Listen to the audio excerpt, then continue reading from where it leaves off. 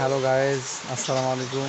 Welcome to our YouTube channel ভাই ভাই blog. আজকে প্রায় 2 দিন যাবৎ প্রচুর পরিমাণে বৃষ্টি হচ্ছে, বের হওয়াও যাচ্ছে না তেমন। আমাদের বাড়িতে একবারে গ্রামের ভিতরে, সুতরাং আরও বৃষ্টি বেশি পাশে। আমরা ঘরের মধ্যেই আজকে বহুদিন থেকেই আছি। এই যে পিছনে দেখেন, পিছনে একটু আপনারা কাইন্ডলি দেখেন।